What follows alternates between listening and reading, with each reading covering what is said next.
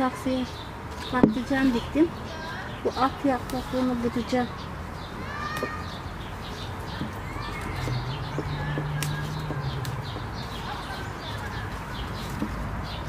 Bunlar budanmazsa hastalık yapar.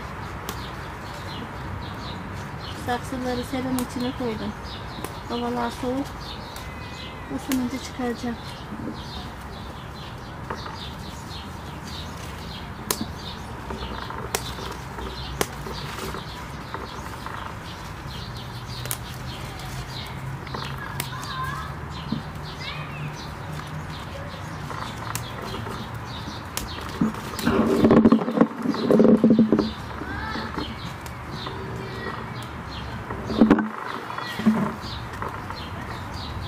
Arada böyle gazıyorum gibi karışırsa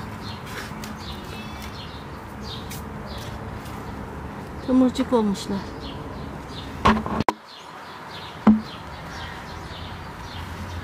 Biberleri de buduyorum. Bu at yapraklarını koparıyorum.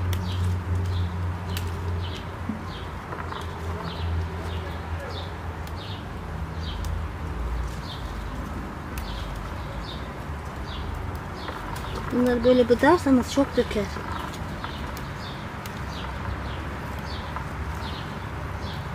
Kuvveti yapraklara gitmez.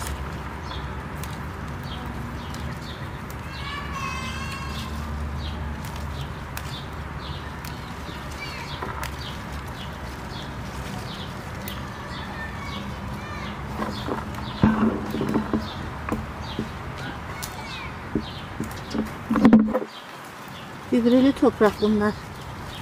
Tavuk gübreli, torsulu. Bunlar da tomurcuk oldular.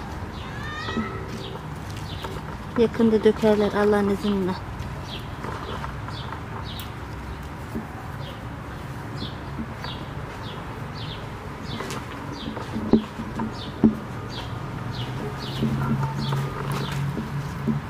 Domateslerim dökmeye başladılar. Bunlar pembe domates.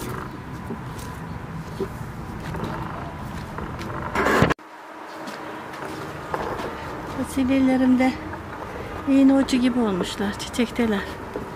Maşallah. Baksanıza. Bir haftaya kadar yenir. Maşallah. Sübhanallah. Tebarekallah. Fasulyelerim büyüdü. Çubuğa sarıyorlar.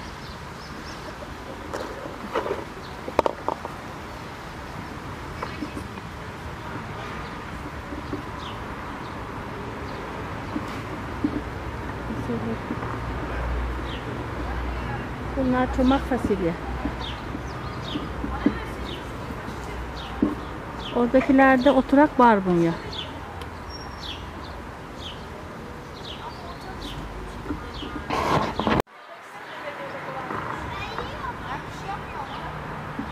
Biberler anca coşmaya başladılar. Sivri biberler. Oturak domates, bunlar söbe. Sıra sıra diktim.